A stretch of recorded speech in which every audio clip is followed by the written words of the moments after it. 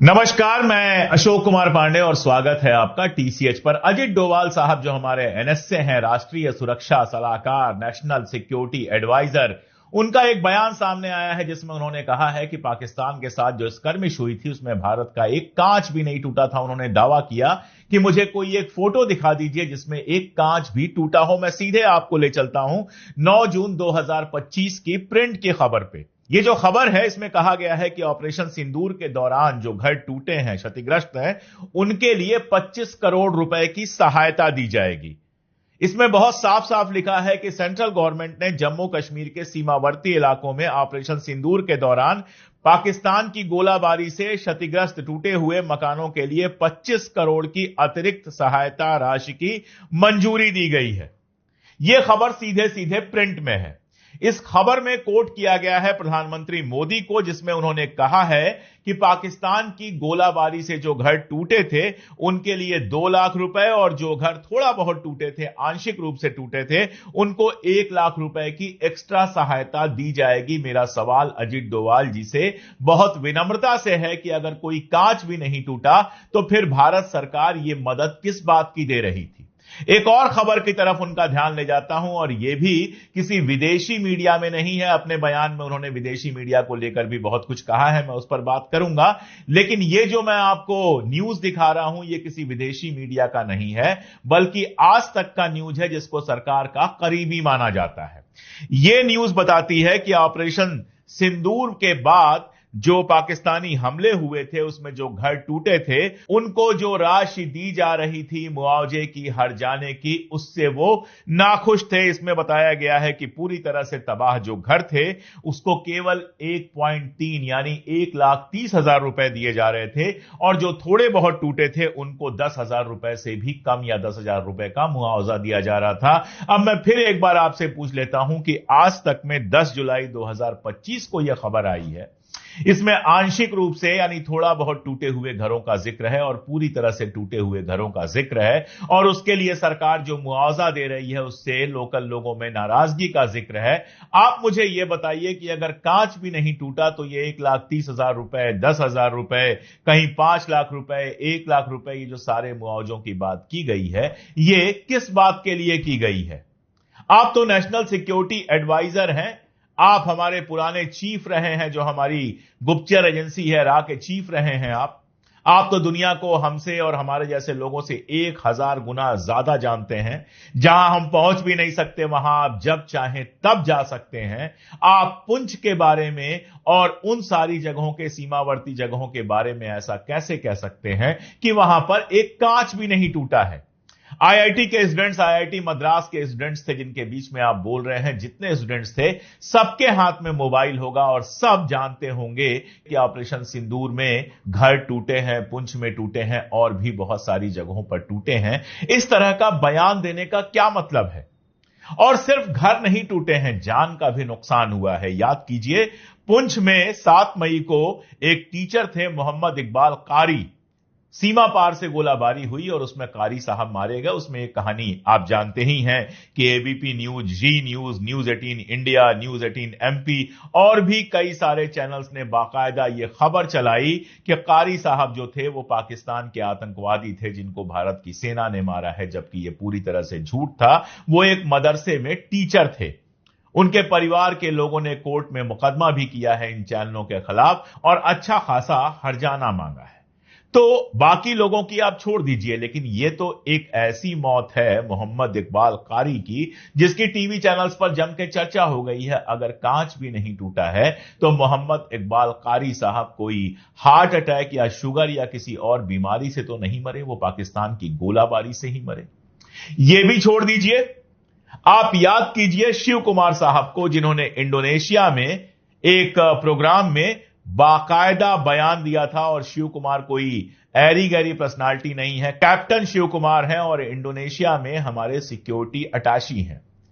यानी सरकारी पद पर बैठे हुए हैं। उन्होंने कहा था कि भारतीय वायुसेना ने 7 मई की सुबह ऑपरेशन सिंदूर के दौरान पाकिस्तान के हाथों कुछ लड़ाकू विमान गिराए। उन्होंने यह भी डिटेल बताया था कि इसका कारण था हमारा पॉलिटिकल कंपल्सन। हमको कहा था कि ट्रेडिशनल वारफेयर में नहीं जाना है, पाकिस्तान के जो सेना के ठिकाने हैं उन पर कोई हमला नहीं करना है, सिर्फ आतंकवादी ठिकानों पर हमला करना है। तो हमने तो सिर्फ आतंकवादी ठिकानों पर हमला किया, लेकिन पाकिस्तान जो है वो ट्रेडिशनल जो लड़ाई होती है, ट्रेडिशनल वारफेयर जो होता है उसमें चला गया और उसने हमारी जहाजों को गिरा दिया। आप कह रहे हैं एक कांच भी नहीं टूटा और यहां हमारे कैप्टन शिव कुमार कह रहे हैं कुछ जहाजों को गिरा दिया।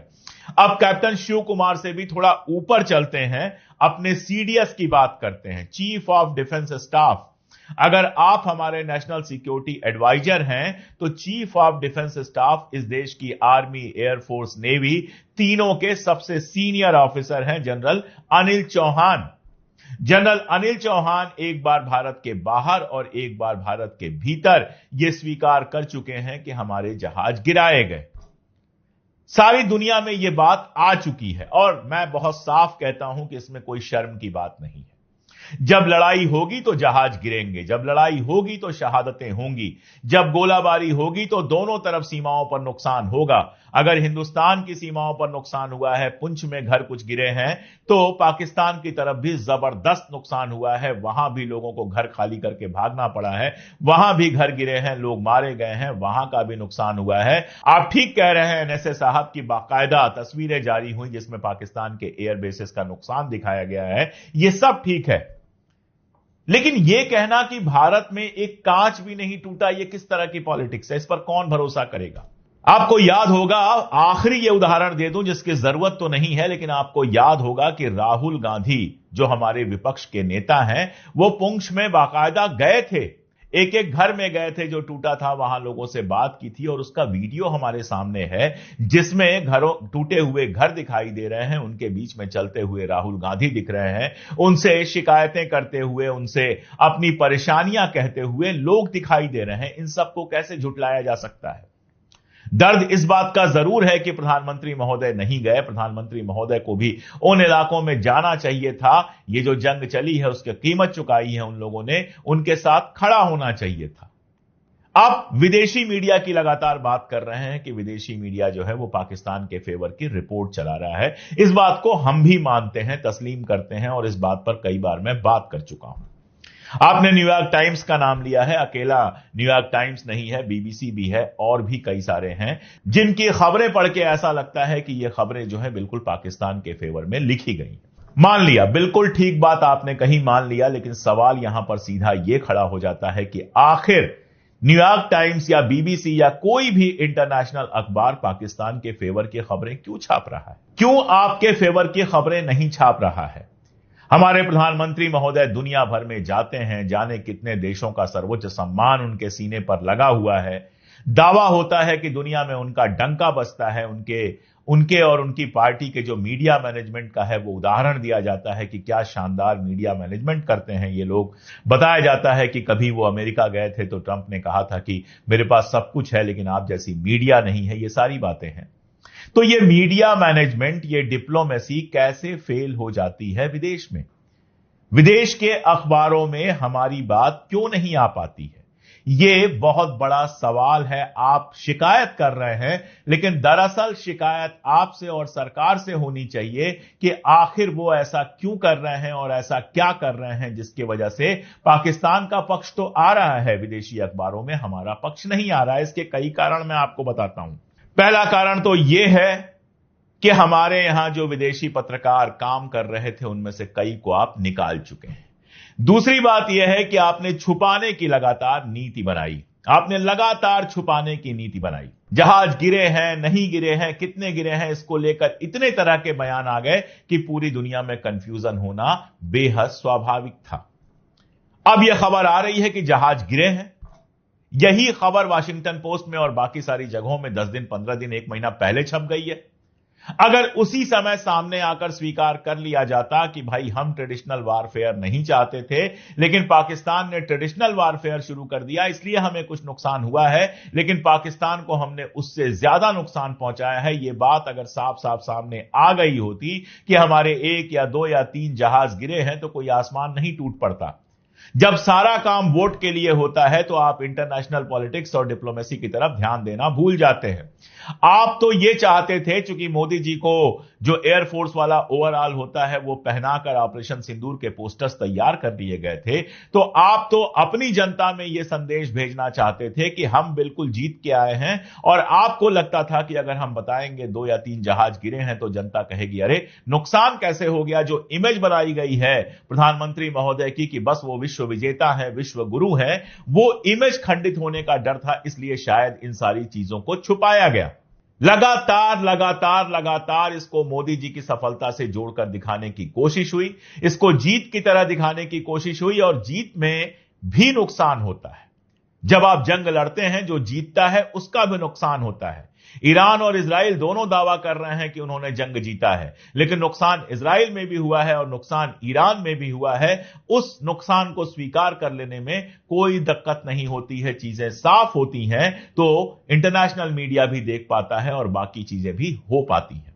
लेकिन आपके यहां एक तो ये वाला अप्रोच, दूसरा आपके नेशनल मीडिया ने इतना तमाशा मचा दिया, जिस मीडिया को आप अपना समझते हैं उसने इतना तमाशा मचा दिया कि दुनिया भर में हमारा माहौल उड़ा, दुनिया भर में हमारा मजाक उड़ा। कभी कराची कब्जा करा दिया, कभी आसिम मुनीर को गिरफ्तार करवा दिया, कभी कुछ कब्जा करवा दिया, और कभी लाहौर कब्जा करवा दिया, और कभी तो इस्लामाबाद पर ही कब्जा करवा दिया, जबकि ग्राउंड पर कोई मूवमेंट हुआ ही नहीं था, ग्राउंड पे कोई लड़ाई हुई नहीं थी। लड़ाई जो हो रही थी वो आसमानी हो रही थी। तो जब आपका मीडिया इस तरह का तमाशा फैला रहा था और आपको लगता है कि आपका मीडिया केवल देश के लोग देखते हैं, लेकिन जब इस तरह की घटना होती है तो हर देश, हर आदमी, दोनों देशों का मीडिया जाकर देखना चाहता है। हम भी जब इजराइल ईरान की लड़ाई हो रही थी तो इजराइल का भी मीडिया देख रहे थे और ईरान का भी मीडिया देख रहे थे और इंटरनेशनल मीडिया भी देख रहे थे और अपने निष्कर्ष निकाल रहे थे। तो दुनिया भी देख रही थी उस समय हिंदुस्तानी मीडिया, और उस पर जो फ्लैशेज चल रहे थे, जिस तरह का सायरन बज रहा था, कराची पर कब्जा हो गया, हमारी नेवी कराची में घुस गई, यह सब मजाक का बायस बना सारी दुनिया में। और जब आपका मीडिया मजाक का बायस बन जाएगा, आपका मीडिया सही इंफॉर्मेशन देगा नहीं जिसे लोग कोट कर सकें, और आप लगातार छुपाएंगे कि क्या हुआ, तो आप बताइए इंटरनेशनल मीडिया कैसे बिहेव करेगा। और मामला सिर्फ इंटरनेशनल मीडिया के बिहेव करने का नहीं है। जो चीज नहीं कही गई, जो एनएसए साहब नहीं कह पा रहे हैं, और जो बिल्कुल साफ है, वो ये है कि दुनिया का कोई मुल्क हमारे साथ खड़ा नहीं हुआ। किसी मुल्क ने हमारे इस दावे को नहीं माना कि बैसरण घाटी में जो हमला हुआ है वो पाकिस्तान ने किया है। आप मुझे किसी भी इंटरनेशनल फोरम से जारी एक भी बयान दिखा दीजिए जिसमें पाकिस्तान का नाम आप लाने में सफल हुए हो। आप एससीओ में जाते हैं, एससीओ में पाकिस्तान बलूचिस्तान का नाम शामिल कर लेता है, आप बैसरण घाटी या पहलगाम का नाम भी नहीं शामिल करा पाते हैं। आप क्वाड में जाते हैं, जहां पे जापान भी है, जहां पे ऑस्ट्रेलिया है, जहां पर अमेरिका है, और आप हैं, 4 ही मुल्क हैं। लेकिन इन तीनों मुल्कों को भी आप इस बात के लिए तैयार नहीं कर पाते हैं कि बयान में वो पाकिस्तान का नाम लें। आतंकवाद की घटना की आलोचना तो होती है, पहलगाम की आलोचना भी होती है, पहलगाम में जो कुछ हुआ, लेकिन पाकिस्तान का नाम नहीं लिया जाता है। ऐसे ही आप देख लें ब्रिक्स में, जिसके आप संस्थापक सदस्य हैं, और जहां आप अपना भरोसा धीरे धीरे लगातार खोते जा रहे हैं, वो ब्रिक्स का बयान भी आता है, बढ़िया बयान आता है, कश्मीर की घटना की बात करता है, कश्मीर की घटना की मजम्मत करता है, क्रॉस बॉर्डर टेररिज्म की भी बात करता है, लेकिन पाकिस्तान का नाम आप वहां भी नहीं ला पाते हैं। मैं बार बार याद दिलाता हूं कि मुंबई में जब हमला हुआ था, ताज होटल वाला हमला, उसके बाद सारी दुनिया ने पाकिस्तान की मजम्मत की थी। उसके बाद एफएटीएफ में पाकिस्तान किनारे पड़ गया था, हर फोरम पर पाकिस्तान किनारे हो गया था, उसको हथियार मिलने में मुश्किलात आ रही थी, सब कुछ हुआ था। लेकिन उस समय हमारे प्रधानमंत्री या हमारे दूसरे जो नेता थे, जो सत्ता में थे, इसको अपनी जीत की तरह नहीं दिखा रहे थे, चुपचाप डिप्लोमेसी कर रहे थे। डिप्लोमेसी एक चीज ही ऐसी है जो प्रचार करके नहीं होती है, बहुत शांति से होती है, चुपचाप होती है, पर्दे के पीछे होती है, कुछ जनता से शेयर किया जाता है, लेकिन ज्यादातर जनता से शेयर नहीं किया जाता है। यहां तो हर चीज को एक उत्सव में तब्दील कर दिया जाता है। हमारा एक आदमी जाता है स्पेस में तो उससे पूछा जाता है हलवा खाया था। युद्ध होता है तो मोदी जी को बाकायदा एयरफोर्स के ओवरऑल में पहनाकर ऑपरेशन सिंदूर के बगल में खड़ा कर दिया जाता है। जो लड़ रहे थे वहां पर, जो शहीद हुए वहां पर, उनकी बात ही नहीं होती। तो जब आप हर चीज पॉलिटिक्स के लिए करेंगे, जब आपका इंटरनेशनल पॉलिटिक्स, आपकी डिप्लोमेसी, आपकी लड़ाइयां, आपके समझौते, सब कुछ सिर्फ और सिर्फ इस लिहाज से होंगे कि जनता के अंदर डंका बजने की छवि जा सके और जाहिर तौर पर एक या दो जो हमारे पूंजीपति हैं उनको फायदा पहुंच सके, तो फिर आपको इस बात की उम्मीद भी नहीं करनी चाहिए कि इंटरनेशनल मीडिया या इंटरनेशनल दुनिया में आपको कहीं कोई सपोर्ट मिलेगा। और देखिए, बातें करना एक बात है, उनको निभाना एक बात है। जैसे हमारे डोभाल साहब ने आईआईटी मद्रास के इस दीक्षांत समारोह में कहा कि आईआईटी के जो लोग हैं वो पढ़ के अमेरिका चले जाते हैं और उसके बाद उनको अफसोस होता है कि वो हिंदुस्तान में किसी तरह का कंट्रीब्यूशन नहीं कर पा रहे। और ये कहते समय वो भूल गए कि उनके जो लड़के हैं वो खुद विदेश के नागरिक हैं। एक यूके के नागरिक हैं और दूसरे ने शायद अमेरिका की नागरिकता के लिए अप्लाई किया हुआ है। तो आप अपने बच्चों को विदेश का नागरिक बनने देंगे और आईआईटी मद्रास के युवा बच्चों से उम्मीद करेंगे कि वो देश छोड़कर ना जाएं, तो वो मानने वाले नहीं हैं। ऐसे ही आप कहेंगे कांच भी नहीं टूटा और दूसरी तरफ पुंछ और बाकी सारे, और केवल पुंछ का मामला नहीं है, कच्छ में भी गोलाबारी हुई है, पंजाब के भी कुछ इलाकों में, कुछ सीमावर्ती इलाकों में गोलाबारी हुई है, राजस्थान के कुछ इलाकों में गोलाबारी हुई है। पूरी सीमा पर गोलाबारी की खबरें आई हैं और सब जानते हैं। मैंने इतने सारे आपको सबूत दिखाए। तो एनएसए साहब से मैं कहना यही चाहूंगा कि पब्लिक अपीयरेंसेस की बहुत जरूरत नहीं है। भाषण देने के लिए पहले ही बहुत सारे नेता हैं हमारे पास। सरकार को सपोर्ट करने के लिए पूरी की पूरी गोदी मीडिया बैठी है। आप एनएसए हैं, नेशनल सिक्योरिटी एडवाइजर हैं। आपसे उम्मीद की जाती है कि आप ऐसी कार्रवाइयां करें, देश की सुरक्षा को इतना मजबूत करें कि बैसरण घाटी जैसी घटनाएं हो ही ना पाएं। और अगर हो तो ऐसा ना हो कि जिन 4 आतंकवादियों की फोटो जारी की जाए, स्केच जारी किया जाए, उनके बारे में बाद में खबर आए कि अरे ये तो आतंकवादी थे ही नहीं, और जो आतंकवादी थे वो आज तक पकड़ में ना आए। ये आपकी असफलता है, इसको स्वीकार कीजिए, इस पर काम कीजिए। जैसा मैंने कहा कि भाषण देने के लिए तो पहले से ही हमारे देश में बहुत सारे नेता मौजूद हैं। आज के लिए इतना ही, बहुत शुक्रिया।